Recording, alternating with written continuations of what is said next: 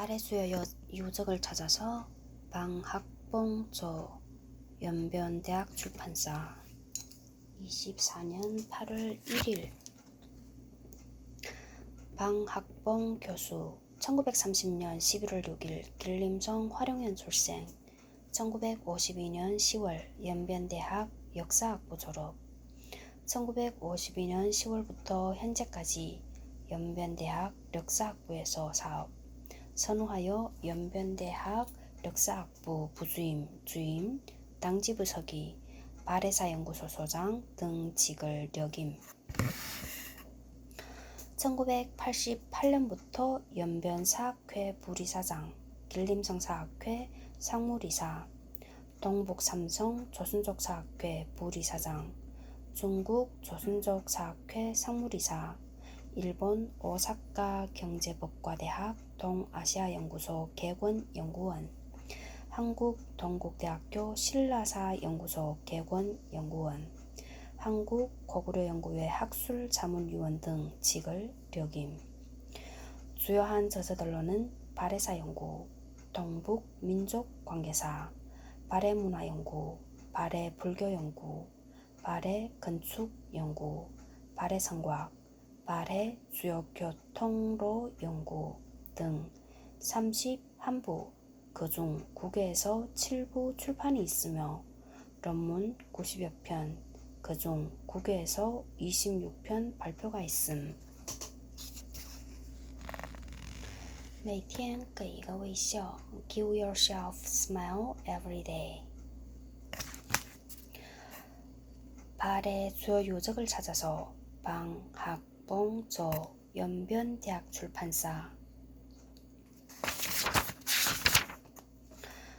图书再版编目 CIP 数据渤海主要遗迹考察散记方学凤著延集延边大学出版社2003 12 ISBN 7 5634 18377 민渤海古族民文化遗迹考察 K289中国版本图书馆 CIP 数据盒子2003第111803号书名渤海主要遗迹考察散记作者方学凤责任编辑宋昌珠装帧设计金圣玄出版发行延边大学出版社设址吉林省延吉市公园路105号邮编133002网址网络书局传真0433273244印刷图门市荣华印刷厂开本850×1168毫米32分之1印章13印章字数276千字印数1다시 천版次2003年12月第1版印次2003年12月第1次 ISBN 75634 1837 7K 3133定价30元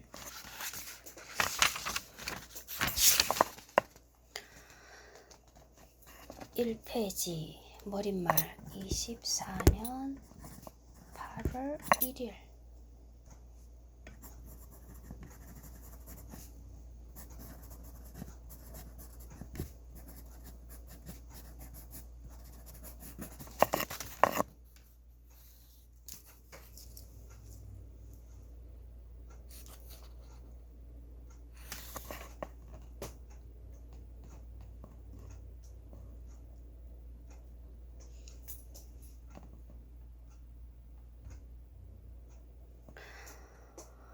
머릿말 발해는 698년 대소영이 발해국을 세운 때로부터 926년 말대왕 대인선이 려나라의 침입에 의해 망할 때까지 15세대 229년을 경유하였다.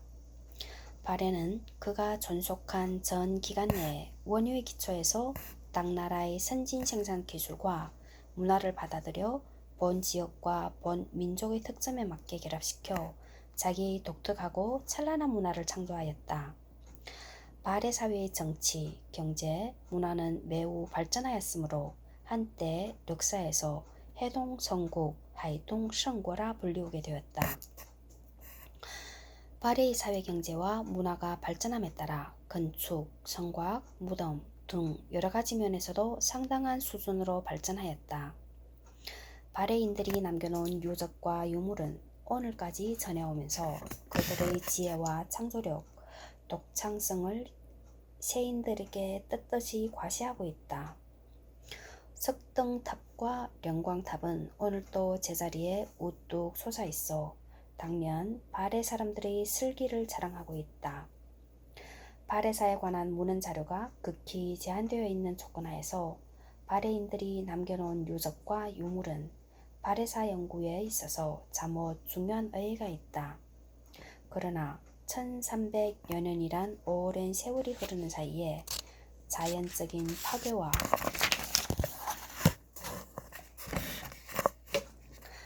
인위적인 파괴로 하여 적지 않은 유적과 유물은 원래의 면모를 찾아보기 매우 힘들다.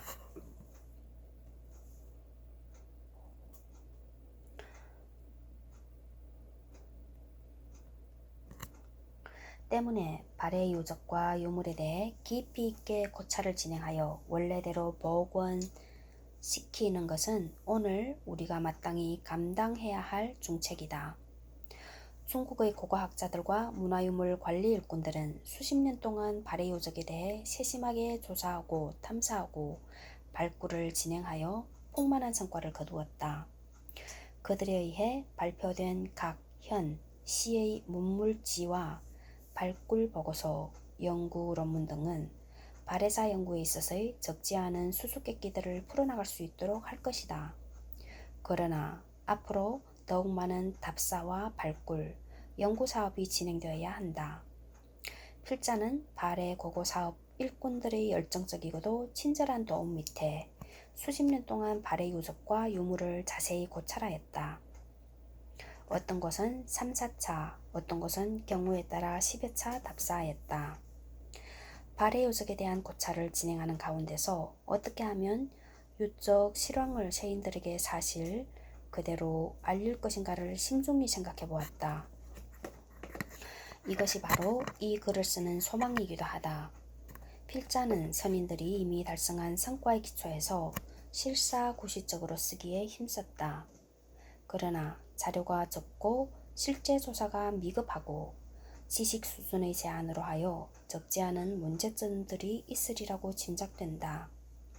독자 여러분들의 아낌없는 비평과 조언이 있기를 바란다. 이 글이 발표되기까지 여러 면에서 적극적으로 지지하고 출판비까지 후원해준 한국정토회 지도법사 범륜 스님 최석호 선생에게衷심으로 감사를 드린다. 그리고 이 책의 출판을 적극 도와주신 연변대학 출판사 송창수 선생님에게도 뜨거운 감사를 드린다. 2003년 10월 방학봉 연길에서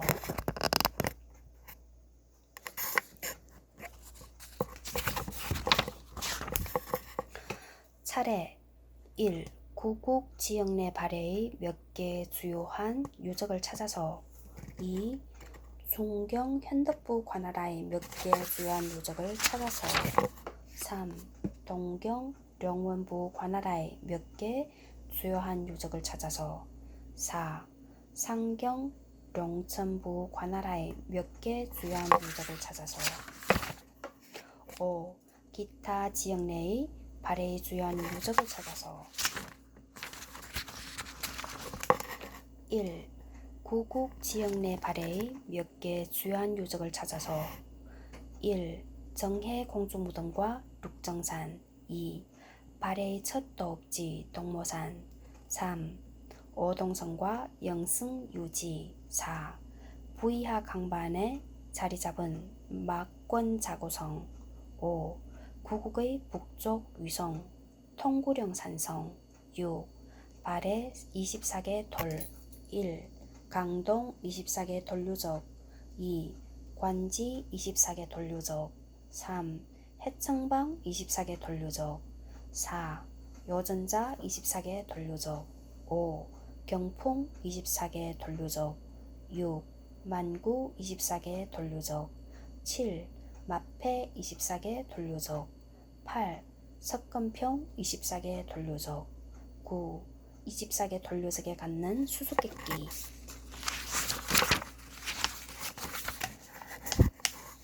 1. 구국 지역 내 발해 몇 개 주요한 요적을 찾아서 대조영은 봉기군을 거느리고 천물령 텐멀링에서 리에고 리칼꾸가 인솔하는 당나라 수격군을 격파하고 도나시 일대에 이르렀다.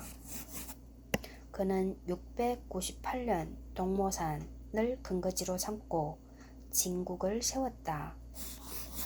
그 후 경제가 발전하고 공력이 강대하여지자 동모산 부근의 목단강 류역의 평원지대에 평원성을 수축하고 평지도성을 정하였다. 제3대 문왕 대흥 5년 742년 수도를 구국으로부터 중경 현덕부로 옮겼다.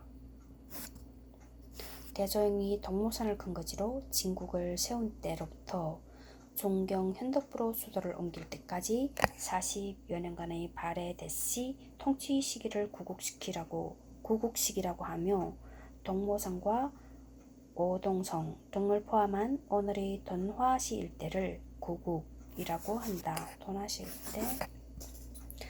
구국 일대 오늘의 돈화시는 발해 통치 집단이 건국 초기에 40년간 발해 전국을 통치한 통치 중심이었기 때문에 문화유적이 오늘에 이르기까지 여전히 많이 남아있다. 지금까지 조사한 바에 의하면 돈화시 부근에는 유적 11곳, 고분군 1곳, 성터 11곳, 건물자리 6곳이 있다. 그중 몇 개 주요한 문화유적의 정황에 대해서만 이야기해보련다. 2페이지 1. 정해공주무덤과 륙정산. 내가 처음으로 발해유적을 접촉한 것은 1949년 9월이었다. 1949년 8월 돈화현 계동중학교에서 근공금악하려고 륙정산에 가서 옛무덤을 발굴하다가 한 무덤에 돌비석 1개와 돌사자 2개가 있는 것을 발견하였다. 계동중학교 책임자는 이는 아주 귀중한 문화유산이라 생각하고 즉시 연변대학에 알리었다. 하여 1949년 9월 연변대학 역사학부의 학생들은 최문호, 오봉협 선생의 지도하에 몹시 파괴당한 정해공주묘를 깨끗이 정리한 다음 무덤 뚜껑을 덮고 봉토하여 원래의 형태대로 회복시켰다. 정해공주묘는 돈화시 륙정산 발해왕실 귀족 무덤대 제1무덤구역의 중앙에 위치해 있다. 륙정산 발해무덤대는 돈화시에서 남쪽으로 약 5km 떨어진 강동향 승리촌 륙정산우에 있다. 이 무덤대는 서쪽으로 약 800m의 거리를 두고 목단강에 리맺고 동쪽으로는 소황구하 황거허에 리맸다. 지금 그곳에는 륙정산 저수지가 건설되었고 저수지 동쪽 호안에는 유명한 전각사가 근년에 수축되었다.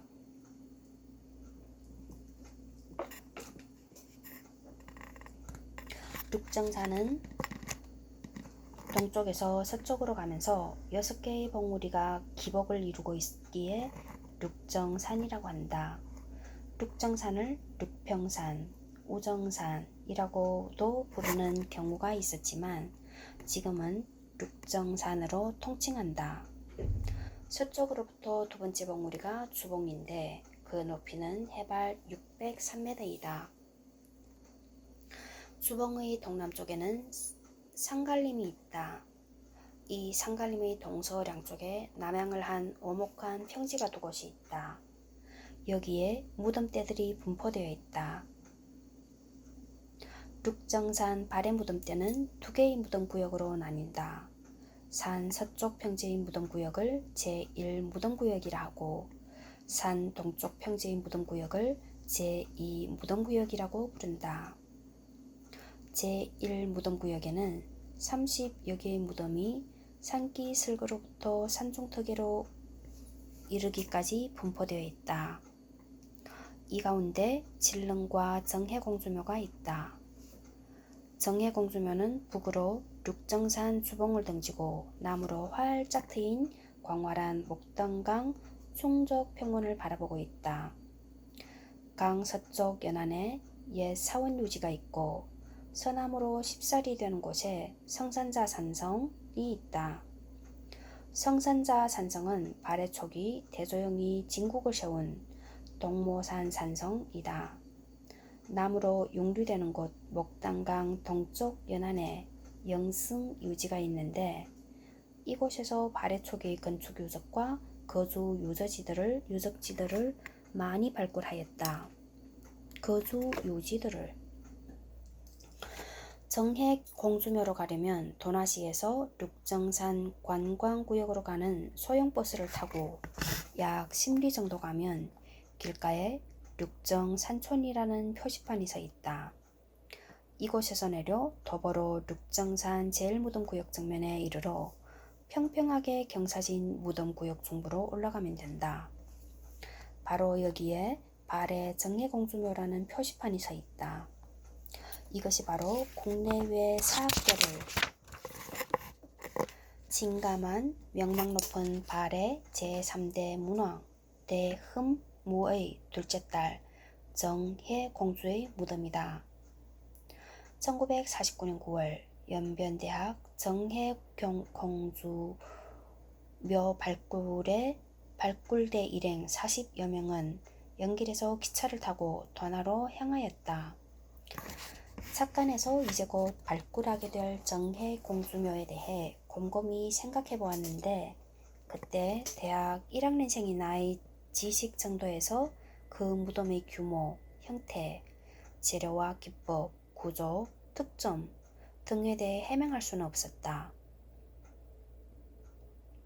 다만 공주라는 신분이 높은 무덤이니 과연 어떠한 무덤일까? 이번 발굴을 통해 많은 것을 배울 것이라는 신비감과 호기심만이 머리에서 맴돌아쳤다. 어느덧 기차는 도나에게 도착하였다. 시간은 이미 11시가 넘어 배가 졸리는 감이 있었지만 도나 시내에서 점심을 먹지 않고 역전으로부터 걸어서 룩정산 기슭에 자리 잡은 승리촌으로 가게 되었다. 천민들은 우리 일행을 열정적으로 맞이하여 주었다. 우리 일행은 승리촌에 숙박을 정하고 발굴을 시작하였다. 촌에서 발굴에 필요되는 모든 도구, 삽, 괭이 등을 제공하였다. 참 고마운 분들이었다. 시내에 있는 오동성과 현우향 성산자산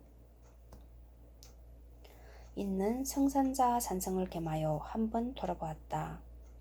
당시 조건에서 교통이 불편하였기 때문에 걸어 다녔고 승리촌에서 성산자 산성으로 왕래하는 지름길에 목단강 다리가 없어 물이 옅은 곳을 택해 바지를 걷어 올리고 강을 건넜다. 정해공주묘를 발굴하면서 잘 살펴보니 이 무덤은 무덤간, 무덤 안길, 무덤간 바깥길 등 세 부분으로 구성되었다는 것을 알 수 있었다. 무덤간은 경사진 곳을 따내어 고르게 한 다음 지하에 만들었다. 깊이는 약 2m이고 방향으로 생겼다. 남북의 길이는 2.8 내지 2.94m이고 동서 너비는 2.6 내지 2.84m이며 천정까지의 높이는 2.68m이다. 내벽은 크기가 같지 않은 용암석과 현무암을 잘 다듬어서 8, 9층 되게 쌓았다. 내벽은 밑으로부터 우러 올라가면서 점차 안쪽으로 좁아졌고 회를 발랐는데 지금은 대부분 떨어지고 흔적만 남아있다. 무덤간 바닥에는 장방형 검은 벽돌을 동서방향으로 줄을 엇갈아 깔고 백회, 목탄, 모래 등을 폈다. 무덤간 내벽 위에는 13개의 큰 판돌로 1, 2단의 평행 고임을 하고 그 위에 다시 2단 정도의 고임을 하였고 마감으로 그 복판에 큰 천정 판돌을 덮었다. 지금의 천정은 발굴을 끝내고 정리할 때 덮어놓은 것인 만큼 처음의 모습 그대로가 아니다. 그러나 본래의 천정의 짜임새와 비슷하다. 무덤 안길은 무덤 안간 남벽 한복판에 내었는데 길이 1.74m, 너비 1.1m, 높이 1.4m이다. 무덤 안길의 좌우 양쪽 벽은 장방형의 돌을 잘 다듬어서 6층의 높이로 쌓았고 천정은 장방형으로 된 큰 판돌 3개를 덮었다. 무덤 안길 앞에는 그것과 맞붙어서 남쪽으로 곧 추뻗은 통로인 무덤간 바깥길이 있다. 무덤간 바깥길은 길이 11m, 너비 2.45m이다. 그 바닥의 남단과 중단에는 돌을 깔았다. 그러나 북단에는 돌을 깐 흔적을 찾지 못하였다. 중단은 돌을 깐 다음 다시 벽돌을 반듯하게 깔았다. 무덤 안길에서 아주 진귀한 비석과 돌사자가 발굴된 것은 이것이 처음이다. 이외 옥벽, 도금한 구리목과 같은 특수한 문화유물이 발굴되었다. 무덤간 바닥의 복판에는 관대를 만들었던 흔적이 있다. 무덤 안간 바닥은 벽돌을 한 벌 정연하게 줄지어 깔고 회, 목탄, 모래 등을 펴서 바른 다음 그 위에 크고 넓은 판돌을 놓아 관대로 하였다. 이 무덤은 석실봉토묘이다. 정해공주 비문에 의하면 공주는 보력 4년 여름 4월 14일 여름 4월 14일? 그럼 봄 아니야? 을미에 외제에서 사망하였는데 당시의 나이가 40세였다. 그 뒤 보력 7년 겨울 11월 24일 갑신에 진릉의 서쪽 언덕에 배장하였다. 배장이구나. 2000년 중소력 대조표와 24삭 윤표에 의하면 보력 원년은 기원 774년이고 보력 4년은 777년이며 보력 7년은 기원 780년이다.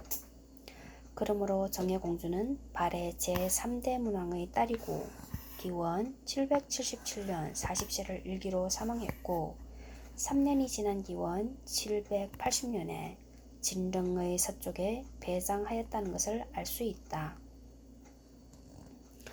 정예공주를 진릉의 서원에 배장하였으니 정해공주묘 동쪽에 반드시 진릉이 있을 것이다. 진릉은 정예공주의 조부의 무덤, 즉 발해 제2대 무왕 대무예의 무덤이다. 진릉을 찾는 것은 매우 중요한 의의가 있었다. 하여 지도교사의 구체적인 지도하에 정해공주묘로부터 동북 방위에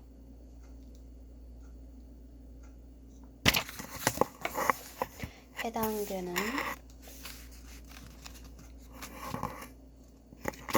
법인에서 진릉을 찾기에 몹시 애썼다.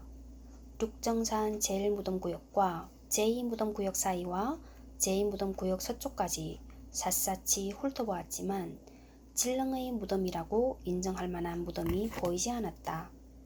그러다가 정해공주묘에서 동쪽으로 30m 떨어진 곳,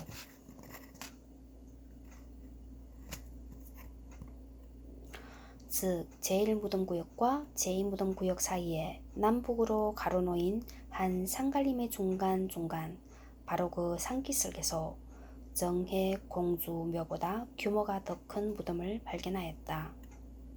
이 무덤은 일찍 토굴당하여 파괴된 정도가 매우 심하였다.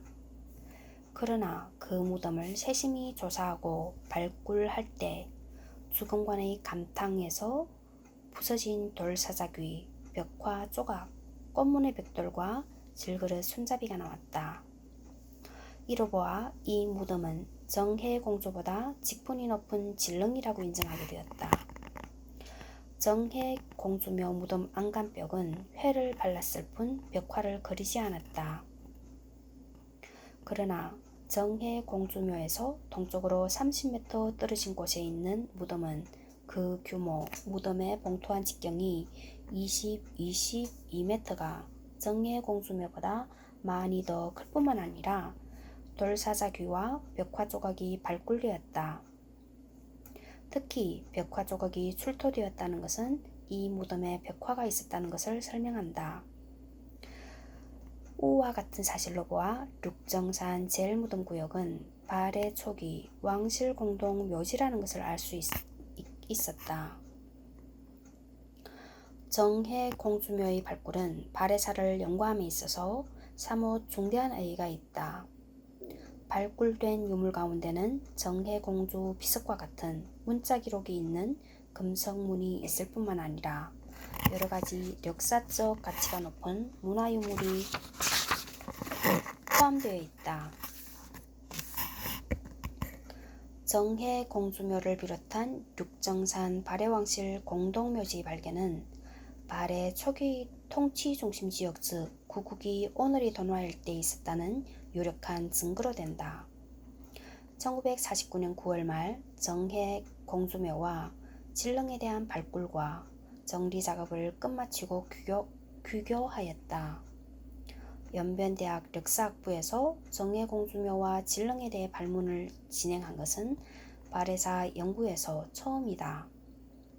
때문에 발굴 보고서와 연구 성과를 세상에 내놓는 것은 아주 절박하고도 필수적인 임무일 뿐만 아니라 발해사 연구사를 촉진함에 있어서 중대한 의의가 있는 대사였다. 이 중책을 오봉협 선생이 맡고 혼신의 정력을 다해 연구사업을 막 밀고 나갔다. 그러나 생각지도 못한 중병으로 하여 역사 사명을 완성 못하고 1955년에 사망하였다. 하여 발굴 보고서, 연구論문이 한 편도 세상에 발표되지 못하였다. 오봉협 선생이 남겨놓은 유고를 다시 정리하여 발표해 보려고 시도해 보았으나 지금 그 유고조차 찾지 못하고 있다. 참으로 애석하고도 유감스러운 일이다. 필자는 정해공주묘와 진릉의 발굴과 정리, 주변 발해 요적에 대한 고찰을 진행하는 데서 깊은 감명을 받게 되었다. 발해사는 많은 문제들이 해결되지 못하고 있구나. 발해사는 수수께끼의 역사이구나. 발해사를 연구해야 하는가? 연구한다면 어떻게 해야 하는가 하는 것으로 하여 머리가 복잡하고 무거웠다. 그때만 해도 필자는 대학 1학년생이고 역사 공부를 해야 하겠다는 막연한 생각으로 역사학부에 입학해 공부하였을 뿐 앞으로 중국사, 세계사, 조선사 등 가운데서 어느 부분을 전공 연구 방향으로 잡아야 하겠는가 하는 것이 결정되지 못하였다. 반복적이고도 깊은 생각을 거쳐 앞으로 발해사를 꼭 연구하여 이 수수께끼를 풀어야 하겠다는 생각을 하게 되었다. 발해사 연구를 진행하는 로정은 평탄한 길이 아니었다. 늘 시끄러움과 어려움이 가로막고 있었다. 그러나 모든 난관을 물리치고 한 걸음 한 걸음 밀고 나가 오늘에 이르렀다. 바레사 연구에 혼신을 던진 지도 언간 50여 년이 지났다. 그간 바레사에 관련되는 저서 27권,論文 80여 편을 내놓아 바레사 연구를 힘있게 추진하였다.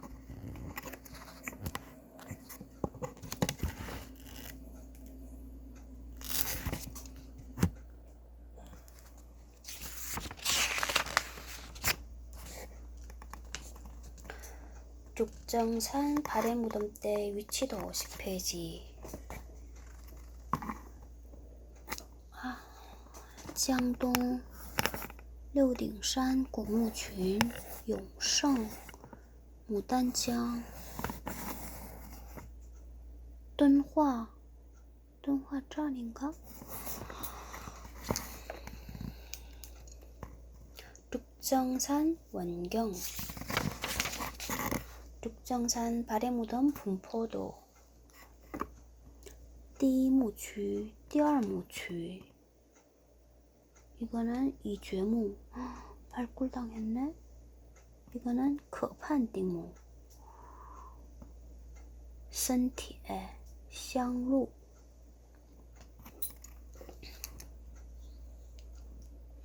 정해공주묘의 평면도와 단면도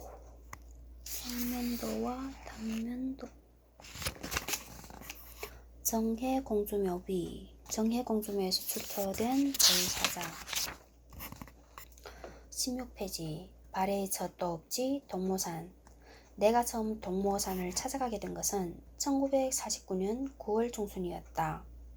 때는 일본 제국주의가 망하고 해방된 지 몇 해 안 되었다.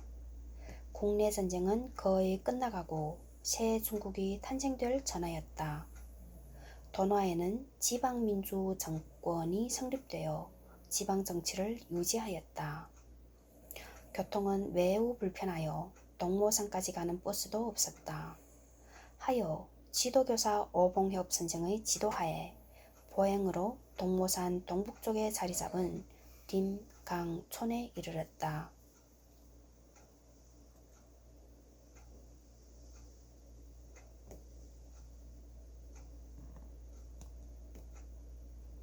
림강촌에는 조선족이 많이 살고 있었다. 이곳에서 잠깐 휴식한 후 동모산 산성의 상황을 잘 알고 있는 한 로인의 안내하에 동모산 북쪽 기슭으로 흐르는 대석하 부간에 이르렀다. 동모산을 성산자산이라고도 하며 동모산 산성을 성산자산성이라고도 한다. 동모산 산성은 돈화시에서 서남쪽으로 22.5km 떨어진 목단강 상류의 한개 큰 지류인 대석하 남한의 외딴 높은 산에 자리 잡고 있는데 돈화시 현우향 성산자촌에 속해 있다. 동모산은 비교적 큰 덕당구에 외따로 우뚝 솟아 있다. 그 높이는 해발 600m이다. 산성 북쪽에는 대석하가 서쪽으로부터 동쪽으로 목단강에 흘러들고 있고 산성 동남쪽 4km 되는 곳에는 목단강이 서남쪽으로부터 동북쪽으로 향해 요요히 흐르고 있다. 산성의 동북쪽에는 림강촌이 있고 서쪽에는 성산자촌이 있다. 목단강 동안에는 영승유지가 있고 동북쪽으로 약 10km 떨어진 곳에는 륙정산 발해 옛 무덤대가 있다. 산성 북쪽 바로 상기슭으로 대석하가 흐르는데 그 수량이 적지 않았다. 키가 작고 다리가 짧은 사람은 바지 벗고 팬티 바람에 건널 수밖에 없었다. 강을 건너 강남 안에서 보니 대석하가 스쳐 흐르는 산기슭은 하상에서 약 40m 조우 높이 되는 벼랑으로 형성되었다. 산성 북쪽 성벽은 바로 이 벼랑 위에 쌓았는데 성벽이 비교적 낮았다. 성벽을 따라 동북쪽으로 좀 나가니 동쪽 문이 있었는데 그 너비는 3m였다.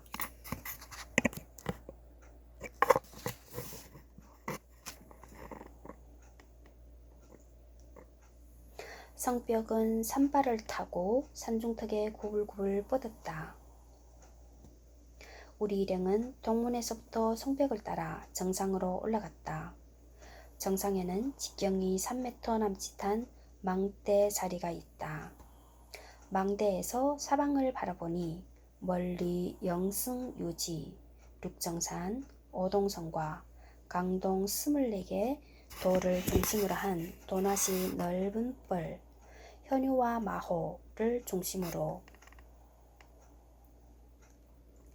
한 산성 이남의 넓은 뻘, 홍석을 중심으로 한 넓은 지대가 한눈에 안겨왔다.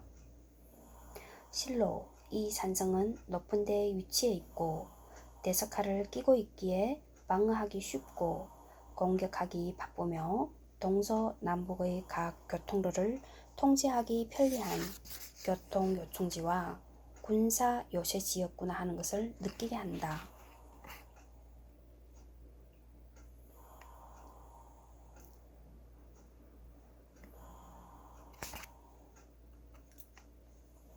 정상으로부터 서문까지 가는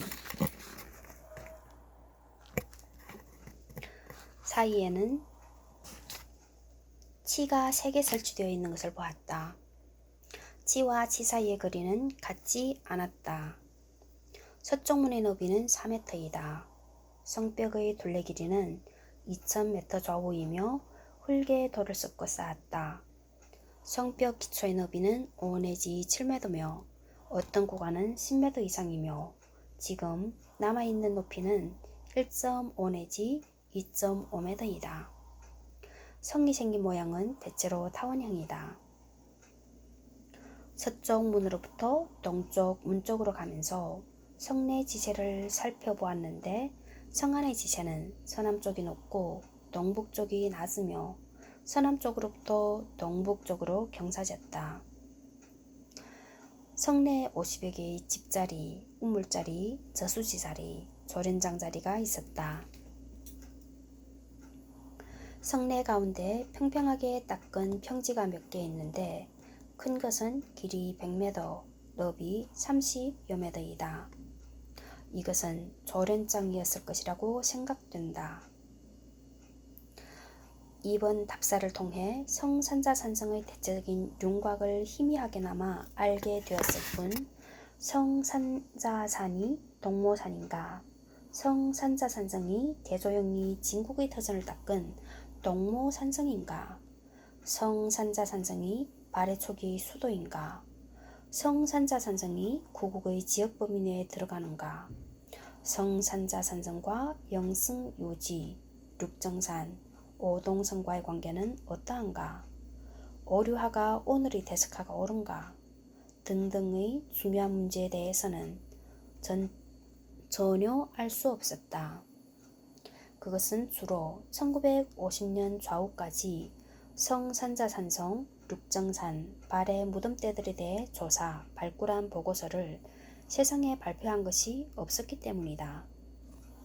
1980년 가을 필자는 제2차로 성산자산성에 대한 고찰을 진행하게 되었다. 당시 발해농업 생산에 사용된 철제 농구 자료를 수집하려고 상경박물관, 할빈고고연구소와 흥룡강성 박물관, 길림성 역사박물관을 거쳐 도나에 이르렀다. 도나시 문물관리소 소장 류충의가 열정적으로 접대하였다. 류충의는 성격이 쾌활하고 열정적이며 늘 남을 돕기를 좋아하는 사람이다. 그의 적극적인 도움을 받아 도나시 경내에서 발굴된 발해 농업 생산에 관련되는 유물을 살펴보았다. 다음 날 류충의와 함께 버스를 타고 성산자산성으로 갔다.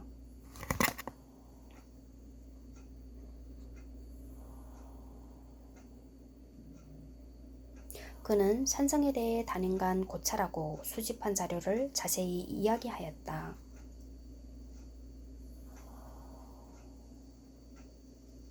이것이 계기가 되어 류총의와 필자 사이에는 우정이 매우 깊어졌고 경상적으로 영국